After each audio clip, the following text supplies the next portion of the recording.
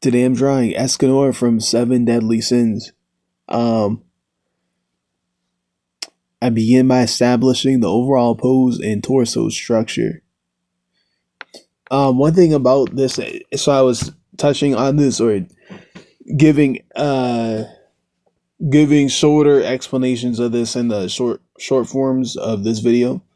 But this is a really I didn't think about this until I actually drew him, and then I'm now gonna record and add extra input outside of like the drawing actual breakdown. But this is one of the animes that I literally remember watching this entire anime and I can't remember, and that very rarely happens with anime.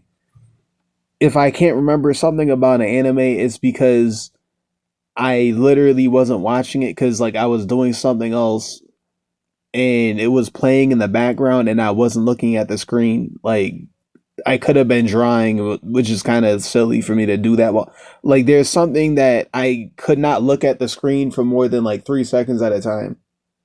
So shows like that, like maybe I could overhear something being said or hear the plot being talked about, not by a narrator, but like maybe I watched a little bit, followed along, had to look away, was hearing people talk about like what the results of something were or how something was turning out. So like there's times I didn't really watch much of an anime, but I took more out of it without really trying. Because I was paying attention enough, or maybe the story was intriguing enough for me.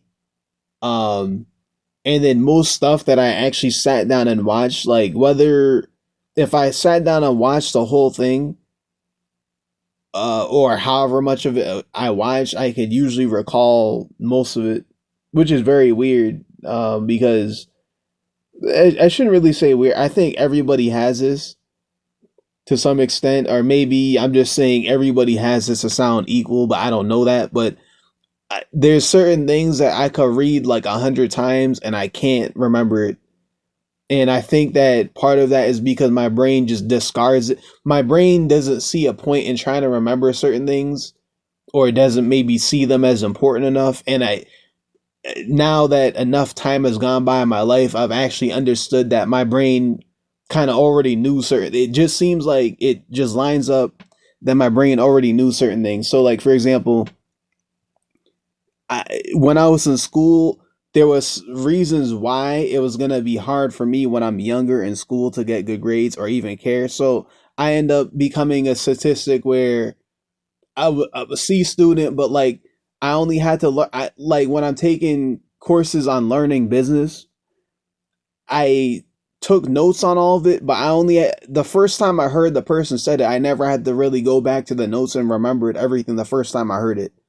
So my brain, so like you hear about like there's C students who are like the richest people in the world right now, and they're business owners. And what happens is people would say that people like that ended up like that because those C students didn't. A lot of them like they didn't care to try in school, or they just tried enough to try and get like C's to pass, but they ended up being the biggest critical thinkers ever. Where you don't need to be the biggest critical thinker ever to be like a business owner or entrepreneur, but like you, that has to be a part of you. Like you have no choice but to critically think. Anything that goes wrong, you have to take full responsibility for your entire company. Like it doesn't matter who you hire. If they mess up, it's your fault because you hired them and you were supposed to instruct them, and you then had them on payroll and made sure that you check in or whatever that they did what they had to do. So it's really everything's really your fault. And then the success and anything that comes from the success that happens at all comes from you. Either you hire the right people, which is a kind of like a dice roll, but you have to like make sure that they you know what they're doing, or you have to think of it yourself and you have to do it yourself. So either you do things yourself, or either you um hire the right people to do it, and then you make sure that you train them, or you give them the right ideology or whatever. But what happens is, like I end up finding out on accident that that's who I was going to be or whatever, right? And it's not just that, like critically think with figuring out how I want to do art, or how I want to express myself in different art, or how I want to do my fitness and end up just crushing all my goals and all this, all the things that when it came to I need to find my own way, like I end up excelling in all those things a lot, right?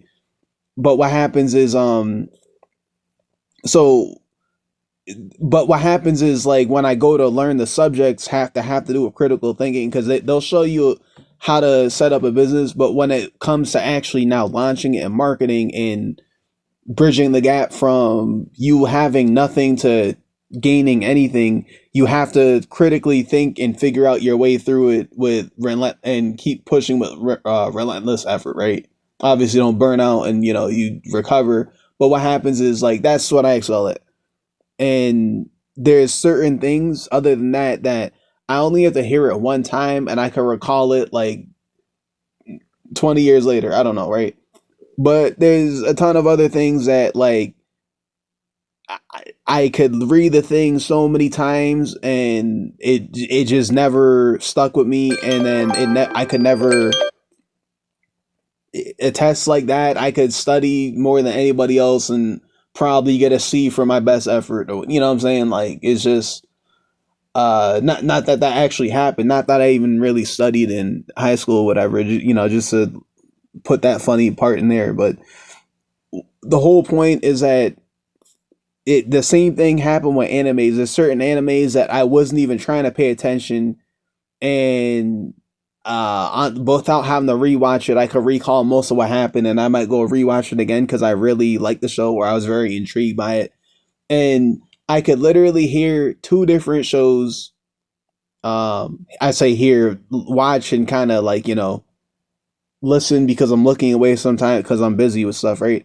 What happens is both shows could be similar, but for some reason one of them pulls me in. Both of them can have like literally almost the same type of plot and characters named differently, but one of them just did it for me more, right? Now, most animes I watch though, I just remember regardless of whether I actually would have liked the show. I usually don't sit through the shows that I didn't like too much, or the shows that weren't as intriguing to me. So I've already spoken about how with I've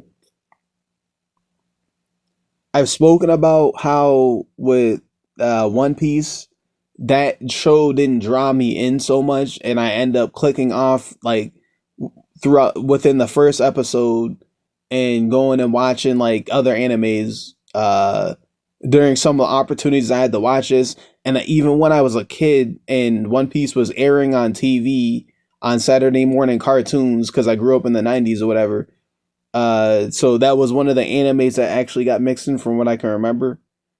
Because there's a few animes like Pokemon, Digimon, Monster Rancher, and the Digimon seasons after the first one and all that stuff. Like I grew up like that, so like I remember seeing it then, and the times that I was watching more of it was when the other shows I wanted to watch were on commercials, so I flipped back to see what's through and what's going on other commercials, and One Piece was actually still on and not on a commercial. So that was how I was even able to see enough of One Piece to know what Luffy's personality was, because I was saying when I was talking about character personalities and how they show in the anatomy or the facial anatomy of the character, and I'm talking about how to portray that stuff.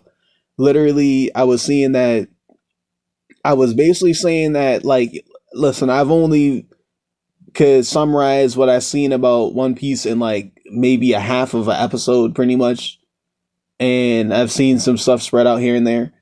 But it was in passing, most of it when I was a kid.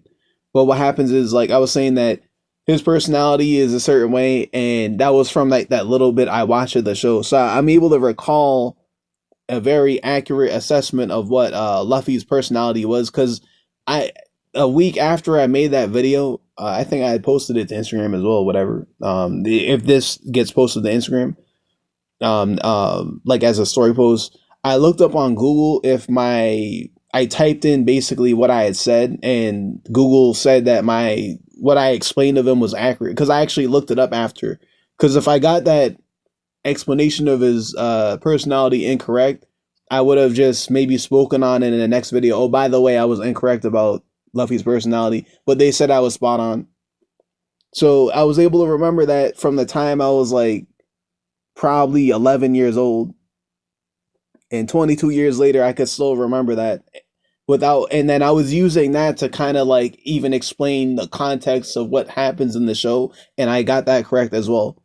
So how could I get that correct? And it's because I watched it, but then this show, and I'm not even gonna get into other examples, but there's other shows that, like, as you can see on the on my Instagram, I used to do mix sets and talk about animes, stuff that would happen in animes I watch, right? While I'm like playing music or whatever, before I went on Twitch and stopped talking so much or whatever.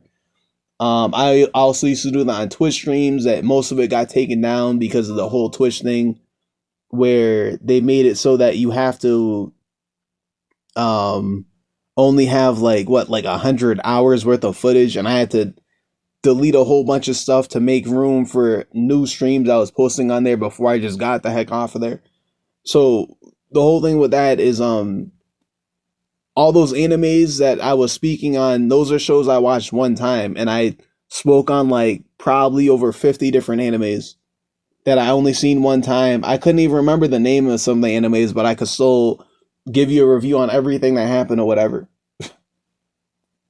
They kind of spoil it. It was an excuse to talk throughout the entire stream, because what happens is there wasn't on Twitch, there wasn't enough people.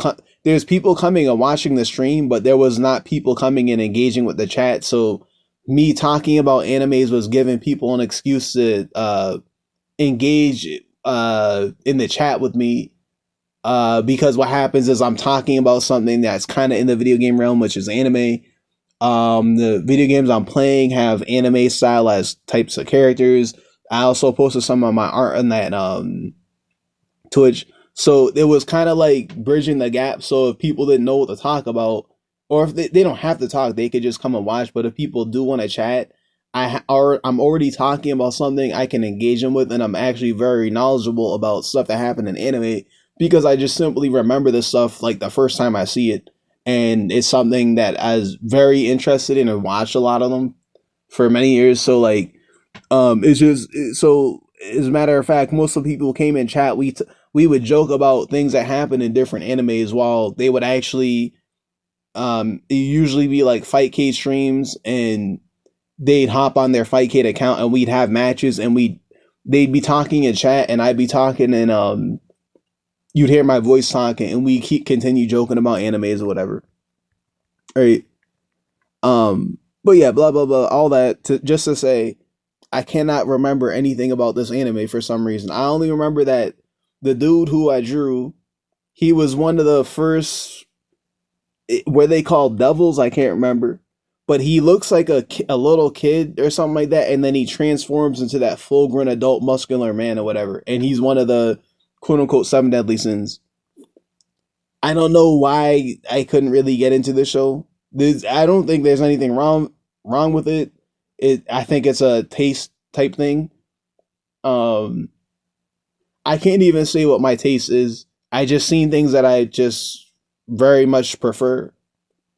Um, I know the show went very very viral when it came out. I'm pretty sure I watched this when I was like maybe 23 years old or something like that, and or I say like maybe 24. And right now I'm 33, so I could try to make the excuse that there's a time thing, but it's really not, because I just said that I was able to recall stuff from a show that it was seen over 20 years ago, and I wasn't even really into the show, not paying attention too much, and trying to click onto other shows, and using that show to pass time. And I could recall that show and even describe accurately many things about how that show operated at all, just off that small part that I seen. Um, so it just this was it just wasn't a show that stuck with me for some reason. And this is the rare scenario where I actually remember sitting through all of it. I know I was busy doing something else, but I can't recall anything besides there was the main character. I can't even remember if the main character was a guy or a girl. I think it was a girl, and she got Escanor to accompany her to help her achieve her objective right from the start. And I completely forget what the objective is. And I remember that along the way they ended up collecting the rest of the quote unquote deadly sins, which was the deadly sins were embodied by an actual human looking person. So the thing is, this guy's name is Escanor. I forget which one he represented, right? Because each one represents a certain thing. If you look at biblical scripture, spirituality, or whatever you want to call it, probably any religion, right? I forgot which one he represented, but what happens is, and I forgot why they were represented as a human, but something about that they all have to get collected or united together or whatever to fight against something or achieve some type of objective. That I can remember all that, which is very, very general plot stuff, which is probably accurate. I remember they all had to get collected, or maybe Escanor was used to have to go fight and take out the other ones or whatever because they were like wreaking havoc, or I don't know. I forget. But blah blah blah. I can't remember anything else about the show. So I did have to say that real quick because I do remember his personality, so I'll say that real quick. Kinda. I kinda remember it. He kinda, I don't know if I'm saying this correctly, but his personality is kinda the way his face looks. So he's kinda like carefree, nice, easygoing. Um his personality, from what I can remember, is kinda like, oh, like he's just like, oh, is this the next thing we got to do? Oh, okay, no problem. And then the next thing he probably have to do is fight somebody, and he's like, oh yeah, no problem, easy win. And then he just goes and wins a fight, and then just keeps it moving. And it's just nothing ever happens to the point where it takes that calm, relaxed, easygoing type of demeanor off his face. That's what I do remember about him, and I'm gonna go on Google after this and look that up just to verify that.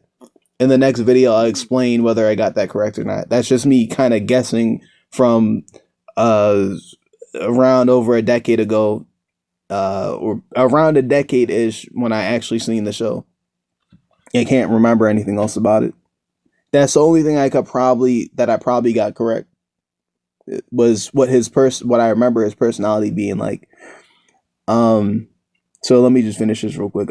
So I begin by establishing overall pose and torso structure. Since Escanor's design relies heavily on anatomy, I spend extra time making sure the chest, shoulders, and abs feel balanced. Next, I refine the facial structure and overall proportions. As drawing develops, I strengthen the major outlines and adjust any areas that need correction.